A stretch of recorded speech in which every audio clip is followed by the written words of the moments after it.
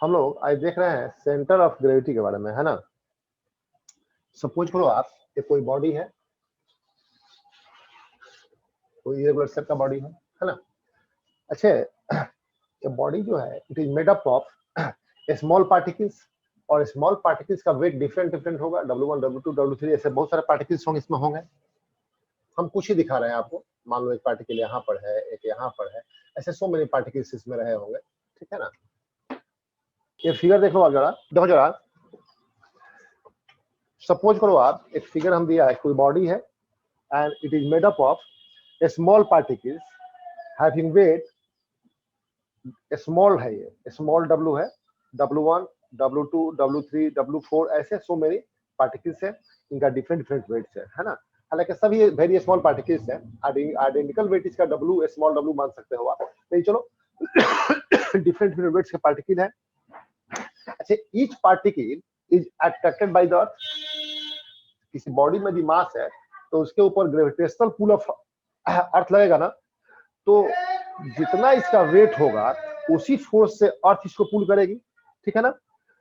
तो the each particle is attracted by earth with a force equal to its weight W1 W2 W3 and so on. यदि सबका हम एक wait W मान लें तो चलो बाद में देखते हैं।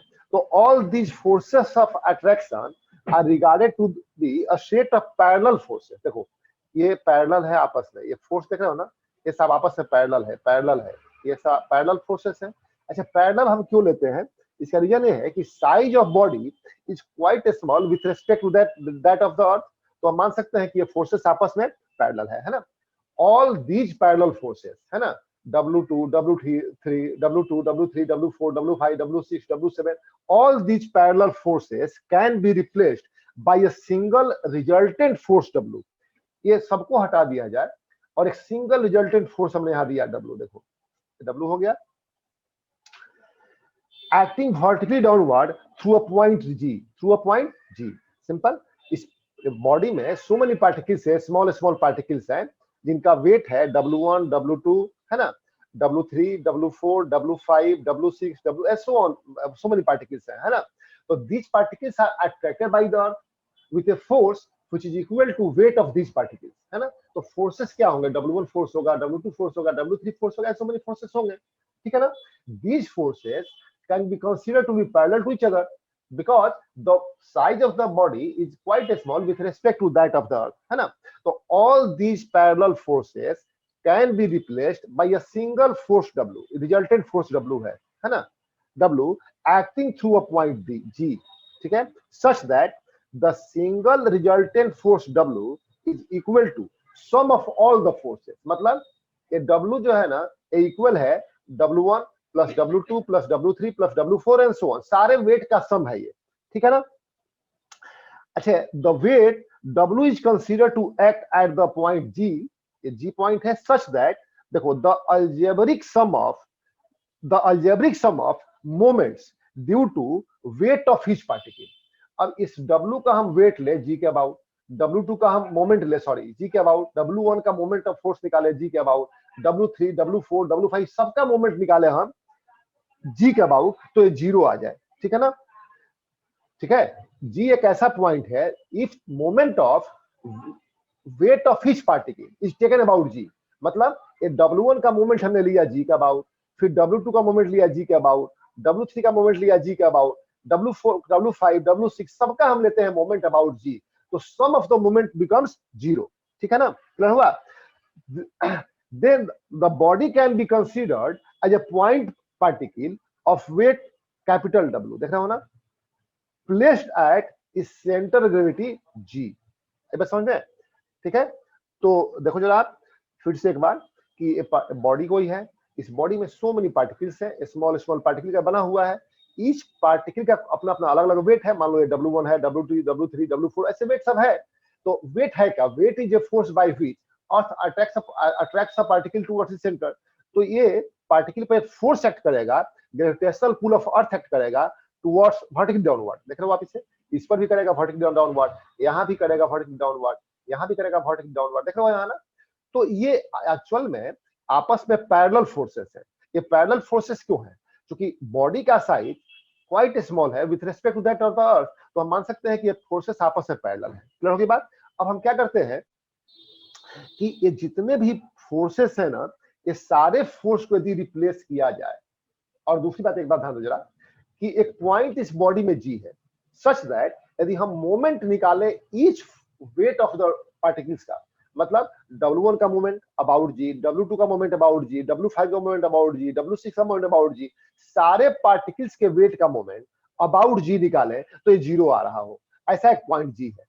क्लियर है बात? तो all these forces can be, particle के वेट का सम है ये W। क्लियर हुई बात? पहली बात। और दूसरी बात, जी एक ऐसा पॉइंट है जिसके अबाउट यदि हम मोमेंट लें ईच पार्टिकल के वेट का, माने W1 का मोमेंट अबाउट जी, W2 का moment about G, W5 W सबका मोमेंट ले अबाउट जी, तो ये जीरो आ रहा हो, तो देखो जरा इस W का मोमेंट भी तो जी के अबाउट जीरो होगा ना, जी के अबाउट जीरो होगा। इसका मतलब होगा कि ये W जो है ना, ये रिजल्टेंट है all the small forces W1 to W2 W3 का, है ना। तो point, the body can be considered as a point particle. अब मान सकते हो आप ये बॉडी जो है एक पॉइंट पार्टिकल है, इसका सारा वेट W पे ही कंसंट्रेटेड हो गया है। क्यों ऐसा मानते हैं? इसलिए मानते हैं कि जी के थ्रू ये जो वेट W एक्ट कर रहा है, एक्चुअली ये इक्वल है sum of W1 plus W2 plus W3, सारे वेट का ही सम है, पहली बात। और दूसरी बात, यदि पॉइंट जी के अबाउट हम मोमेंट लें ईच पार्टिकल के वेट का, मान W1 का मोमेंट लें, W2 का मोमेंट अबाउट जी, W3 का moment about G, W5 W6 W7 सबका मोमेंट ले अबाउट जी, तो जीरो आएगा।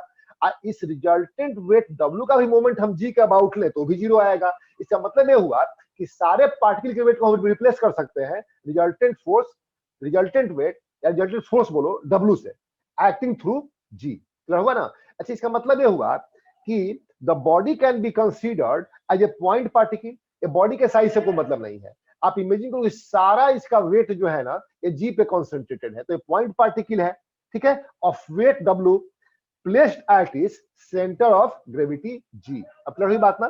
तो हम जी को बोलते हैं सेंटर ऑफ ग्रेविटी। इसको डिफाइन कैसे करेंगे? The centre of gravity of a body is defined as the point through which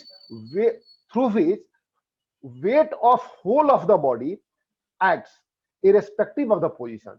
position कुछ भी हो, हम मान सकते हैं कि इसका सारा वेट जो है ये जी से एक्ट कर रहा है। ऐसा क्यों हम मानेंगे?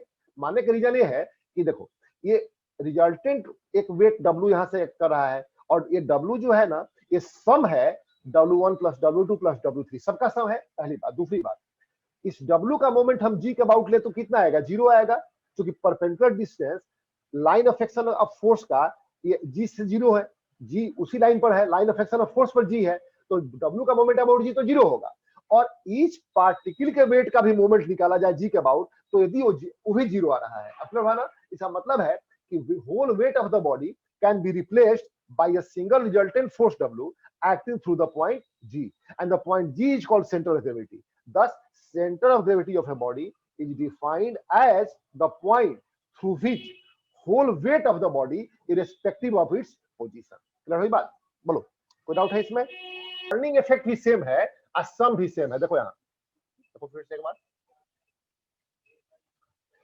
ये बॉडी है, इसमें सो मेनी पार्टिकल्स हैं, हम कुछ ही पार्टिकल्स आपको दिखाया है मैंने, ठीक है ना। तो ध्यान दो जरा एक बात, आप ये इसका इस पार्टिकल का वेट मान लो W1 है ना, तो इसके ऊपर एक फोर्स लगेगा, ग्रेविटेशनल पुल ऑफ अर्थ लगेगा जो W1 के इक्वल होगा। इस पार्टिकल का वेट W2 है, तो इसको इसके ऊपर एक फोर्स लगेगा, gravitational pull of earth equal to W2। इसका वेट मान लो W3 है, तो इसके ऊपर ग्रेविटेशनल पुल एक लगेगा W3 का, इसका वेट W4 है, एक ग्रेविटेशनल पुल लगेगा W4 का। सिंपल सी बात है। तो इस तरह से सारे पार्टिकल को अर्थ जो है ना अट्रैक्ट कर रही है एक वेट, एक फोर्स से, which is equal to weight of that particle. Clear हुई बात? अब देखो जरा, जितने भी ये फोर्सेस हैं they may be considered to be parallel to each other. इसका रीजन ये है कि size of the body is quite small with respect to that of the earth, तो पैरेलल फोर्सेस है। इतना तो समझ गया? अब हम एक इमेजिन करते हैं ना कि एक वेट, एक फोर्स कैपिटल है W है, ठीक है ना। ये W इस तरह से है कि W ये सम है सारे ये forces W1 W2 W3 and so on, ये सभी का सम है। माने सिग्मा, सिग्मा का मतलब होता है sum of like quantity, like physical quantity, तो सिग्मा W है ना। माने सभी पार्टिकल्स के वेट के सम के इक्वल है W। अब क्लियर हुआ ना? ठीक है, माने ऑल पार्टिकल्स पे जितना फोर्स अर्थ का लग रहा है, क्लियर हुआ, उस सबका सम W के इक्वल है। सिंपल सी बात है, पहली बात। और दूसरी बात, ये W एक्ट कर रहा है एक पॉइंट से जिसका हमने नाम दिया G, ठीक है ना। ये G कैसा पॉइंट है? G एक ऐसा पॉइंट है कि इसके अबाउट यदि मोमेंट निकाला जाए ईच पार्टिकल का, तो it comes to be zero, उसका सम जीरो होगा। जैसे ये W1 का मोमेंट निकाल लो, ये W2 का मोमेंट हम निकाले, इधर होगा, है ना। ये W3 का मोमेंट निकाल लिया, W4 का मोमेंट निकाल लिया, है ना। और आप सम ले लो, moment due to W1 about G, moment due to W2 about G, moment due to W3 about G, moment due to W4 about G, तो सम जो है ना वो जीरो आएगा। अब क्लियर होगी बात ना, ठीक है। तो देखो W एक ऐसा फोर्स है जो किसी ईच एंड एवरी जो फोर्सेस थे W1 W3 ये सबके सम के इक्वल है, पहली बात। और दूसरी बात, G का अबाउट ये पार्टिकल्स पे जो फोर्स अर्थ का लग रहा है इसका मोमेंट जीरो है ना। और W का मोमेंट भी G का अबाउट जीरो है नहीं। इसका मतलब है कि W जो है ना वो रिजल्टेंट है, W1 W3 W4 ये सब का रिजल्टेंट क्या है? W है। क्लियर बात, ठीक है।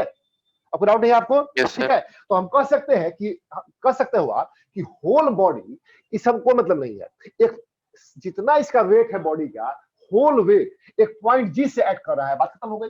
इस सारे शेप हटा दो अब, तो एक सबके वेट के बराबर अकेले W यहाँ एक्ट कर रहा है। बात एक ही ना हुआ, ठीक है। तो ये बॉडी को हम कंसीडर कर सकते हैं एक पॉइंट ऑब्जेक्ट के तौर पे, जिसमें पॉइंट G है, from where whole weight of the total weight of whole of the body acting. Clear हो गया, ठीक है, नो डाउट एट ऑल। तो G को बोलते हैं centre of gravity of the body, है ना। तो कह सकते हो आप कि the centre of gravity of a body is defined as the point through which weight of whole of the body acts irrespective of its position। कुछ भी पोजीशन हो, इसको थोड़ा आप ऐसे टिल्ट कर दो, उसका मतलब नहीं है। ये होल वेट पॉइंट G से एक्ट करेगा, तो G को बोलते हैं centre of gravity of the body. Simple. हाँ, G के बारे में याद रखना आप कि G एक ऐसा पॉइंट है जिसके about each and every particle के वेट का मोमेंट लिया जाए तो जीरो होगा, और W का मोमेंट भी G के अबाउट जीरो ही ना होगा, ठीक है। और W क्या है? W जो है ना सम ऑफ वेट्स है, सम ऑफ फोर्सेस है। ईच पार्टिकल पे जो फोर्स लग रहा है वेट के इक्वल, वो सबका सम W है। क्लियर होगी बात, ठीक है। तो हम कहेंगे कि the centre of gravity G of a body is defined as the point through which weight of whole of the body acts irrespective of position of the body। अब क्लियर हो गया आपको सेंटर ऑफ ग्रेविटी? बोलो, tell me. Yes sir. है ना। अच्छा, centre of gravity जो है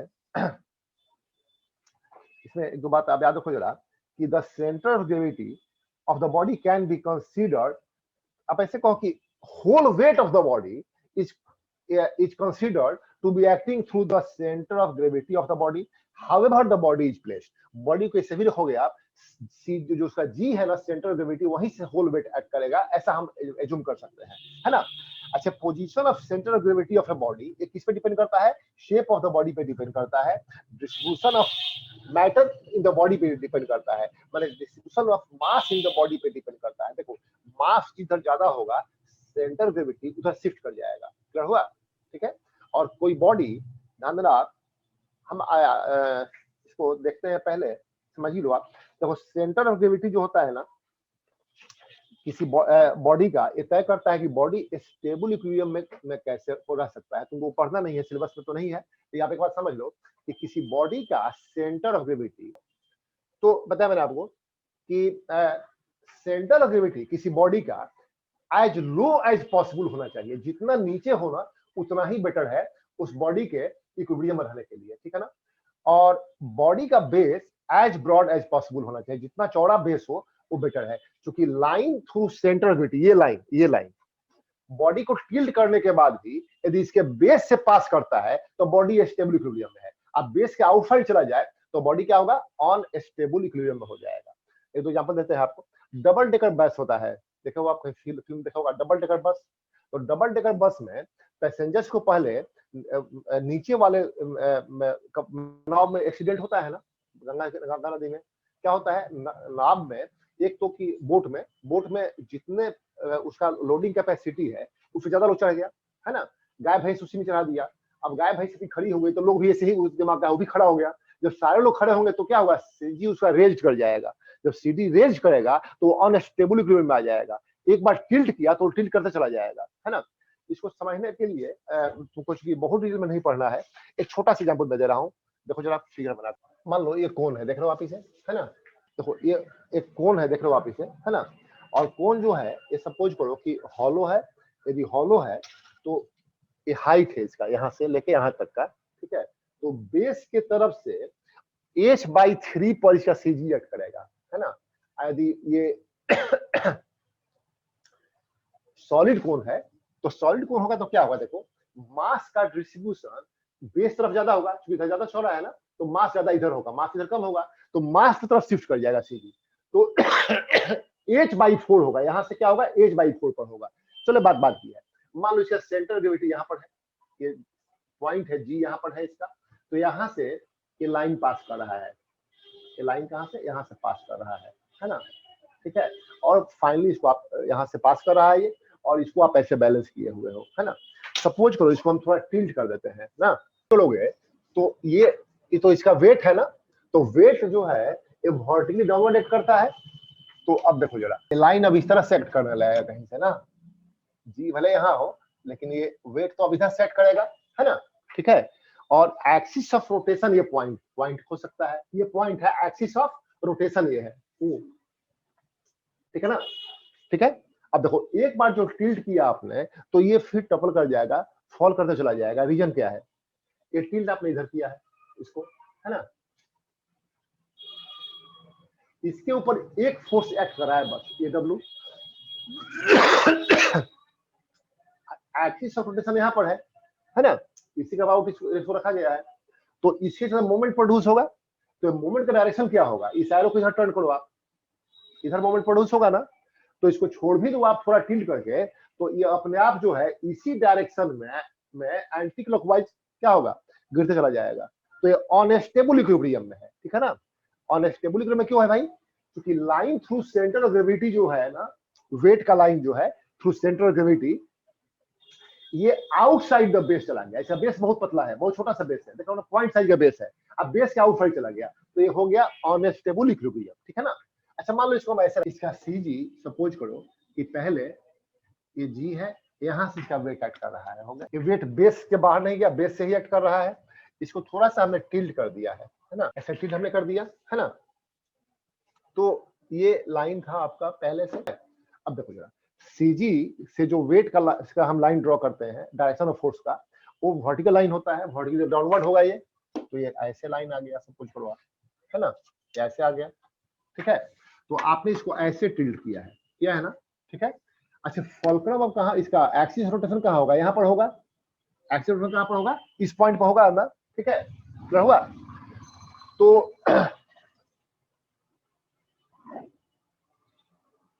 ठीक है, तो देखो जरा, अब इस यहाँ जो इसका वेट डब्ल्यू एक्ट कर रहा है, इसका मोमेंट कैसे होगा ना, तो direction of moment of force किधर होता है, towards the axis of rotation, इस एरो को ले जाते हैं, तो ये ऐसे हो जाएगा, देख रहे हो ना। इसको थोड़ा सा टिल्ट करके आप छोड़ दोगे तो आपने टिल्ट इसे किया है ना, लेकिन due to weight of the cone इसके ऊपर क्या होगा, एक मोमेंट प्रोड्यूस होगा, और मोमेंट डायरेक्शन क्या होगा, ये होगा क्लॉकवाइज। तो पहले से टिल्ट था एंटी क्लॉकवाइज, लेकिन मोमेंट प्रोड्यूस हुआ क्लॉकवाइज, तो इसको फिर क्या करेगा, इसको इस शेप में लगेगा, इधर स्टेबल इक्विलिब्रियम बना करके ऐसे रख देगा। बस समझ भाई, ठीक है।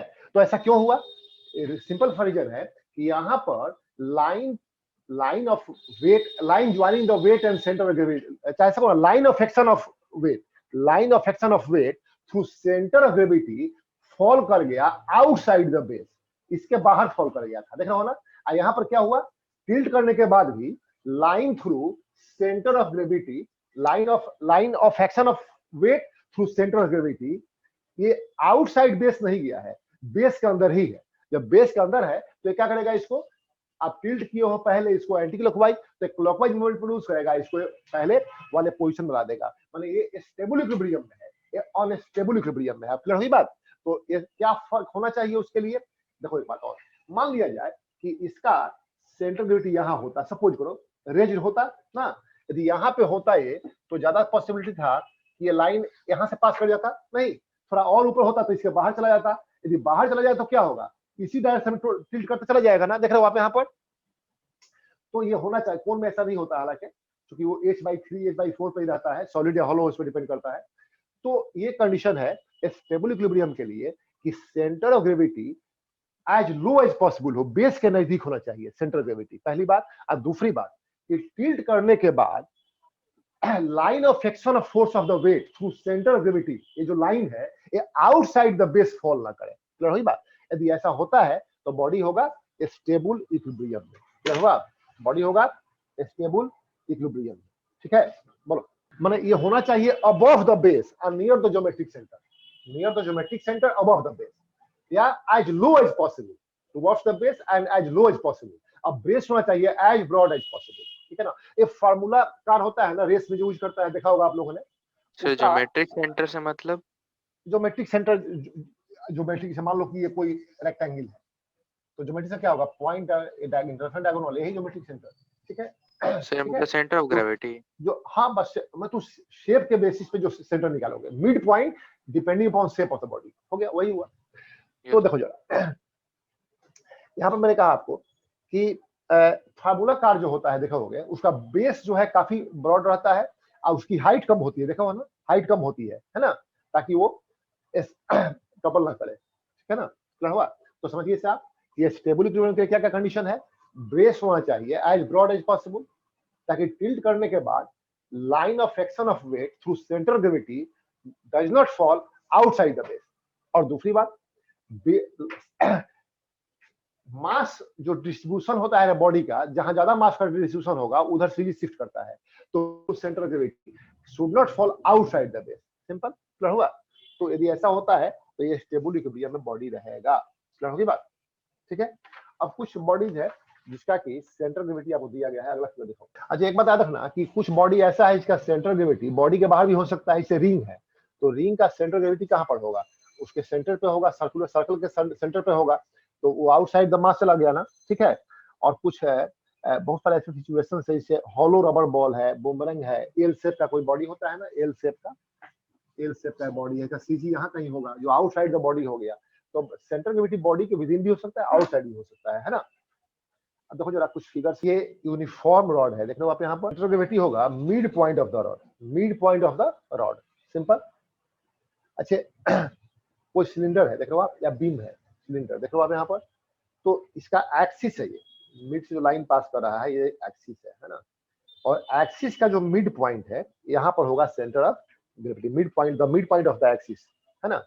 अच्छा, कोई सर्कुलर लेमिना है ना, ये देखो सर्कुलर रिंग है, देख रहे हो आप इसे, ठीक है ना, या रिंग है, तो इसका सीजी होगा, ज्योमेट्रिक सेंटर बोलते हैं, सेंटर बोलते हैं, सेंटर पे होगा, है ना। सर्कुलर डिस्क है तो अभी कहाँ पर होगा, ये सेंटर पे ही होगा, है ना। अब देखो जरा, कोई ट्रायंगुलर लेमिना है, तो ट्रायंगुलर में क्या करते हैं, ये वर्टेक्स है, आई इसका अपोजिट साइड है ना, तो अपोजिट साइड के मिड पॉइंट से वर्टेक्स को मिला दो आप, इसे मीडियन कहते हैं, देखो ना, तो ये भी मीडियन है, ये भी एक मीडियन है, देख रहे हो आप, और ये भी एक मीडियन है ना। तो मीडियन का पॉइंट ऑफ इंटरसेक्शन जहां होगा वो होगा सेंटर ऑफ ग्रेविटी। सिंपल। इस पॉइंट को सेंट्रोइड कहते हैं, मैथ में आप पढ़े होंगे, ठीक है ना। अच्छा, कोई रेक्टेंगुलर लेमिना है, तो इसमें क्या होगा, point of intersection of diagonal, ये डायगोनल है ना, इसका पॉइंट ऑफ इंटरसेक्शन कहां पर है, जी पे है, यहाँ होगा सेंटर ग्रेविटी। पैरेललोग्राम में भी सेम है, ये point of intersection of diagonal, diagonal हुआ, ये भी डायगोनल है, और दोनों का पॉइंट कहां पर है, जी पे है, जी है सेंटर ग्रेविटी। अब स्क्वायर है, स्क्वायर देखो जरा, ये हुआ डायगोनल यहाँ, ये हुआ डायगोनल यहाँ पर, आप पॉइंट ऑफ इंटरसेक्शन क्या है, जी है, तो जी होगा इसका सेंटर ऑफ ग्रेविटी, है ना। अब मान लो आप क्यूब है, क्यूबॉइड है ना, तो इसका बेस होगा, एक नीचे बेस है और उसका ऊपर आइडेंटिकल एक सरफेस होगा ना, 6 फेसेस होता है, तो 2 अपोजिट फेसेस जो है ना, बेस है उसके ठीक ऊपर वाला, ठीक है ना, तो उन दोनों के सेंटर को मिलाने वाली जो लाइन होगी उसके मिड पॉइंट पर उसका सीजी होगा, सेंटर ऑफ ग्रेविटी होगा, ठीक है ना। आते हैं आपको, देखो ये मान लो किसी बॉडी को हम लोग बैलेंस कर रहे हैं, तो सेंटर ऑफ ग्रेविटी पर उसको बैलेंस आप कर सकते हो, तो a solid body can be balance bye supporting it at centre of gravity. ये कोई मीटर रूल है, देख रहे हो यहाँ 100 सेंटीमीटर का पूरा लेंथ इसका है, ठीक है, तो इसका सेंटर ग्रेविटी कहाँ होगा, रेक्टेंगुलर शेप का है ना, तो डायगोनल का पॉइंट ऑफ इंटरसेक्शन निकालोगे तो ये यहीं पर आएगा, 50 के सामने कहीं आएगा, है ना। तो आप यहाँ पे कहीं बैलेंस कर सकते हो, ऐसे बैलेंस करो, या फिर नीचे फुट लगा के यहाँ बैलेंस कर सकते हो आप यहाँ पर, है ना। तो यूनिफॉर्म मीटर का सेंटर ग्रेविटी कहाँ पर होगा, इसके मिड पॉइंट पे 50 सेंटीमीटर मार्क पर होगा। It can be balance on a knife as by keeping it exactly below the 50 centimetre mark, है ना। सिमिलरली यहाँ पे एक दूसरा फिगर है, स्क्वायर लेमिना है, तो इसको बैलेंस करना यदि हो आपको, तो point of intersection of diagonal, ये डायगोनल हो गया एक, और दूसरा डायगोनल है, ये दोनों का पॉइंट कहाँ पर इंटरसेक्शन जी पे है, तो जी पे इसको आप बैलेंस कर सकते हो। कोई नेल यहाँ रखा जाए यदि तो नेल के ऊपर बैलेंस हो सकता है, ठीक है ना। क्लियर हुआ, स्टार्ट हो। अब चलो यहाँ देखो आप,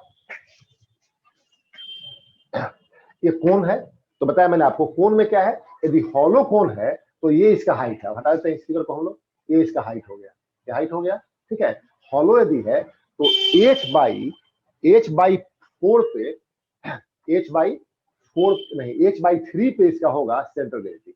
यदि सॉलिड कोन है तो देखो मास जो है ना, ये बेस की तरफ ज्यादा बढ़ेगा, तो शिफ्ट कर जाएगा बेस की तरफ, तो h/3 पे हो जाएगा, यहाँ से ये हुआ ये, और ये हाइट है ना, तो यहाँ से h/3, ये पूरा h है, तो इसके इस लाइन के 1/3 पे होगा सेंटर ग्रेविटी। क्लियर हो गया।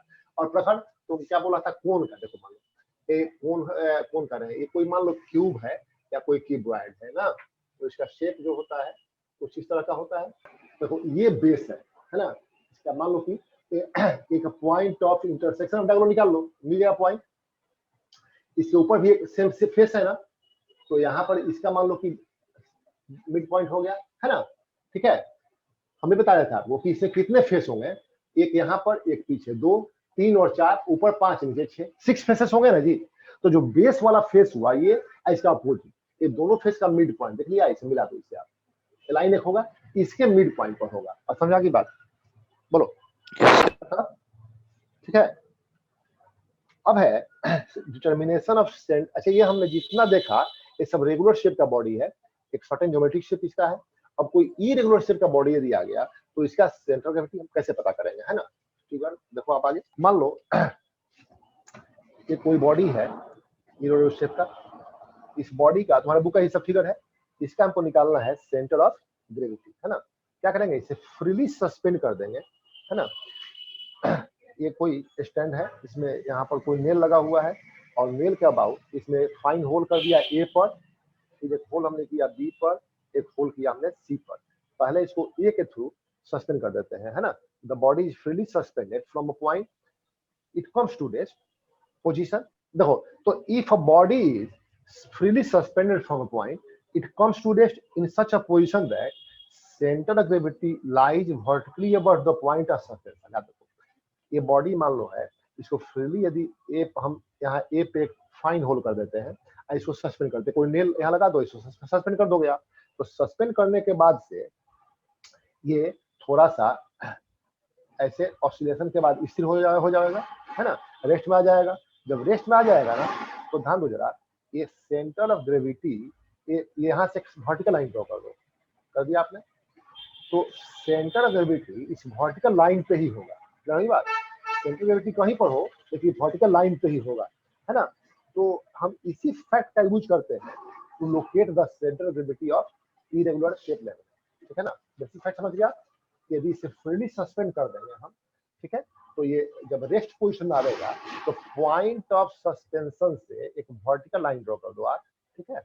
तो ये, तो देखो यार, सपोज करो आप कि कोई लैमिना है, ये एक लैमिना है ना, और इसका सेंटर ग्रेविटी आपको निकालना है, ठीक है। तो क्या करते हैं हम लोग, इसे फाइन होल्स बना दिया, ए पे, बी पे, फिर सी पे, 3 पॉइंट्स पे फाइन होल बना दिया हमने, है ना। और इस लैमिना को सस्पेंड करते हैं एलोंग अ प्लम लाइन। प्लम समझते हो ना, ये राजमिस्त्री जो होता है, काम करता है, ईंट जोड़ता है घर बनाने के लिए ना, तो एक थ्रेड होता है और उसमें पॉइंटेड मास एक नीचे रहता है ना। तो यहाँ से सस्पेंड करोगे ना यदि, तो ये थ्रेड एकदम स्ट्रेट लाइन जैसा यहाँ पर आ जाएगा, है ना, इसे प्लम लाइन कहते हैं, ठीक है ना। तो the lamina is suspended along a plumb line from the hole A using a nail clamped horizontally on a retort stand, है ना, such that the lamina is free to move, rotate or move or oscillate about the nail, है ना, about the point of suspension।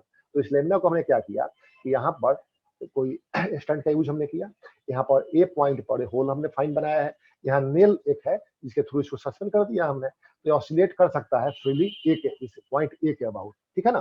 तो ये oscillate करके rest में आ जाएगा, और ए पर हम क्या करते हैं, एक प्लम लाइन को यहाँ सस्पेंड कर दिया गया है, सिंपल सी बात है, ठीक है ना। अब क्या करते हैं हम कि प्लम लाइन जो है ना, इसके अराउंड जब रेस्ट में आ जाए तो हम एक लाइन ड्रॉ कर देंगे एडी, एडी हमने एक लाइन ड्रॉ कर दिया इसके अराउंड, सिंपल सी बात है। और इफेक्ट बता चुके आपको हम कि सेंटर ऑफ ग्रेविटी इस एडी लाइन पे ही कहीं होगा, सिंपल, ठीक है। अब क्या करते हैं हम लोग कि स्ट्रेट लाइन एडी ड्रॉ करने के बाद फिर इस प्रोसेस को रिपीट करेंगे, इस प्रोसीजर को रिपीट करेंगे। अगली बार क्या करेंगे, ये जो फाइन होल बी हमने बनाया था, बी से बी को यहाँ लाके इसको सस्पेंड कर देंगे। अब प्लम लाइन जो है ना, वो फिर नीचे वर्टिकली डाउनवर्ड एक लाइन बनावेगा, उसके अलोंग एक लाइन हम बीई ड्रॉ कर लिया हमने, सिंपल, ठीक है। फिर इस प्रोसेस को रिपीट करेंगे। अभी क्या करेंगे हम कि पॉइंट सी के थ्रू इसको हम सस्पेंड कर देंगे, यहाँ पर सी है, इसके थ्रू हम सस्पेंड कर देंगे, ठीक है ना। अब क्या होगा, तो सी से सस्पेंड करोगे आप तो प्लम लाइन जो होगा एक वर्टिकल ऐसे एक लाइन बनाएगा ना, सी है, ठीक है। इस तरह से हमने तीनों लाइन मार्क कर दिया। अब तीनों जो लाइन आपने बनाया एडी, देखो पहले क्या मिला हमको, एडी मिला अलोंग द प्लम लाइन, दूसरा बार क्या मिला, बीई मिला अलोंग द प्लम लाइन, और फिर क्या मिला हमको, सीएफ मिला अलोंग द प्लम लाइन, ठीक है। तो ये थ्री लाइन जो हमको मिले, ये तीनों का पॉइंट ऑफ इंटरसेक्शन क्या है, यही जी है, यही होगा सेंटर ऑफ ग्रेविटी। समझा की बात, बोलो डाउट नहीं है। एक यूनिट आपका खत्म हुआ, इसके बाद से है थोड़ा देखो आप सर्कुलर मोशन, सर्कुलर मोशन थोड़ा देख रहे हैं ऐसे, है ना। देखो सर्कुलर मोशन कब होता है, आप जानते हो, किसी बॉडी पे हम फोर्स लगा रहे हैं along the motion of the body, तो एक्सेलरेशन भी होगा along the motion of the body। तो इस तरह का फोर्स और इस तरह का एक्सेलरेशन बॉडी के डायरेक्शन को चेंज नहीं करता है, it changes only magnitude of velocity, ये वेलोसिटी के मैग्नीट्यूड को इंक्रीज करेगा, है ना, सिंपल सी बात है। When the force acts along the motion, 0 degree angle है फोर्स और वेलोसिटी के बीच, चाहे एक्सेलरेशन और वेलोसिटी के बीच 0 डिग्री का एंगल है, they are parallel, they are along the same line, तो वेलोसिटी का मैग्नीट्यूड से बढ़ेगा, ठीक है ना, डायरेक्शन चेंज नहीं होगा। दूसरा फीचर समझ लो आप, किसी बॉडी, कोई बॉडी मूविंग बॉडी है, हम इसको फोर्स लगाते हैं and we apply the force against the motion, 180 degree का फोर्स लगा रहे हैं, है ना, तो it will change the magnitude of velocity again, magnitude of velocity को डिक्रीज करेगा, ठीक है ना। पहले बॉडी रेस्ट में आएगा तो डायरेक्शन की बात हो सकती है चेंज हो, ऐसे पहले डायरेक्शन चेंज नहीं होगा जब तक बॉडी रेस्ट में आ जाए, सिंपल सी बात है। ये दोनों कंडीशन है वन डायमेंशनल मोशन का, motion along a straight line, एक एक्सिस का मोशन इसमें होगा। अच्छा, किसी बॉडी पे हम फोर्स लगा रहे हैं perpendicular to direction of motion, ठीक है ना, तो ये बॉडी के वेलोसिटी के मैग्नीट्यूड को चेंज नहीं करेगा, ओनली डायरेक्शन को चेंज करेगा, सिंपल। और फोर्स लगाएं एट एन एंगल जो कि डिफरेंट हो, 0 डिग्री भी नहीं हो, 180 भी नहीं हो और 90 भी नहीं हो, तो वैसे कंडीशन में फोर्स क्या करेगा, बॉडी के वेलोसिटी के मैग्नीट्यूड को भी चेंज करेगा और डायरेक्शन को भी चेंज करेगा, दोनों को चेंज करेगा, है ना। ये सब आप पहले डिस्कस कर चुके हो, जानते हो पहले से। अभी देखो जरा आप, सर्कुलर मोशन है क्या है, सर्कुलर मोशन देखो, the motion of a body along a circular path is called circular motion, simple. कोई बॉडी मूव कर रहा हो यदि सर्कुलर पाथ पे, तो इसके मोशन को हम बोलेंगे, मान लो आप एक स्टोन ले लो, आप इसे किसी थ्रेड से टाई कर लो और टाइट करने के बाद इसे रोल करो, है ना, तो स्टोन का जो पाथ होगा एक सर्किल के सर्कमफ्रेंस से होकर के पास करेगा ना, एक सर्किल के सर्कमफ्रेंस से होकर के ये मूव करेगा, सिंपल, ऐसे मूव करेगा ना, ऐसे मूव करेगा, देखो आप इसे, है ना, ये मान लो थ्रेड है, देखो आप यहाँ, ठीक है। अच्छा ध्यान दो जरा, यूनिफॉर्म सर्कुलर मोशन क्या है ना, when the body moves along a circular path with constant speed, speed change ना हो, मैग्नीट्यूड ऑफ वेलोसिटी चेंज ना हो, with constant speed, its motion is called uniform circular motion। Actually uniform motion, uniform circular motion, uniform motion नहीं है। uniform motion का मतलब होता है कि स्पीड कांस्टेंट हो, डायरेक्शन भी सेम रहे, मोशन और यूनिफॉर्म मोशन है motion with constant velocity, constant speed along a straight line path, direction भी ना बदले। लेकिन in case of uniform circular motion, magnitude of velocity does not change, but if direction changes continuously. अच्छा, velocity is a vector quantity. Velocity can be changed by changing its magnitude or by changing its direction or even by changing both magnitude as well as direction. तो चूंकि uniform circular motion में direction तो change हो रहा है ना, तो motion कैसा है, वेरिएबल वेलोसिटी का है, ये यूनिफॉर्म मोशन नहीं कहेंगे, ठीक है ना, क्लियर हुआ। तो देखो जरा, ऐसे कंडीशन में the body travels equal distance along circular path in equal interval of time, ठीक है ना। तो स्पीड इसका कांस्टेंट है, ठीक है ना, स्पीड इज यूनिफॉर्म, ठीक है ना। But during circular motion the direction of motion at any point is given by the tangent to the at the point to the circular path. इसे मान लो कि हमको इस पॉइंट पे निकालना है कि डायरेक्शन क्या होगा, तो यहाँ पर हम एक टेंजेंट ड्रॉ कर देंगे। टेंजेंट एक ऐसी लाइन है जो रेडियस से 90 डिग्री के एंगल बनाती है, यानी कितना होता है 90 डिग्री, टेंजेंट है। तो वेलोसिटी या मोशन का डायरेक्शन तो ये हो गया। और tension in the spring force ऐसे कर रहा है ना, तो देखो आप यहाँ फोर्स जो लग रहा है ना, ये मोशन वेलोसिटी के मोशन के डायरेक्शन के वेलोसिटी के परपेंडिकुलर लग रहा है, तो ये सिर्फ इसके डायरेक्शन को चेंज कराता है, नहीं बात। तो ये मोशन जो है एक ऐसा मोशन है, एक्सेलरेटेड मोशन है, क्योंकि वेलोसिटी चेंज हो रहा है, तो चेंज इन वेलोसिटी पर सेकंड इज कॉल्ड एक्सेलरेशन। तो इसमें एक्सेलरेशन हो रहा है, मोशन कैसा है, एक्सेलरेटेड मोशन है।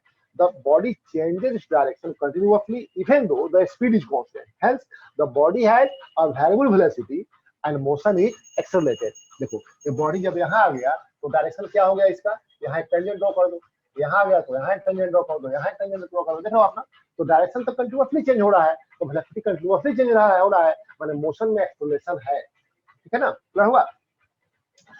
अच्छा ध्यान दो जरा, एक्सेलरेशन जो है it acts towards the centre of the body along the radius. ये इस पॉइंट पे आप मिला दो सेंटर से, रेडियस हो गया ना, तो एक्सेलरेशन जो होगा ये इस लाइन के टुवर्ड्स द सेंटर होगा, अलोंग द रेडियस होगा। अब फोर्स भी किधर होगा, towards the centre along the radius हो जाएगा, सिंपल सी बात है, ठीक है ना। तो इसका हम लोग मैग्नीट्यूड कैसे निकालते हैं, देखो जरा, एक्सेलरेशन होता है v स्क्वायर बाई आर, जहां v है लीनियर वेलोसिटी, ये 6 किलोमीटर पर आवर के स्पीड से यदि रोटेट कर रहा है, रिवॉल्व कर रहा है, तो 6 किलोमीटर पर आवर v का वैल्यू हो जाएगा, और r है इसका रेडियस, सर्कुलर पाथ का रेडियस r है, ठीक है ना। तो ये हो गया सेंट्रीपिटल एक्सेलरेशन, ठीक है, v हो गया लीनियर वेलोसिटी, r हो गया radius of the circular path, है ना।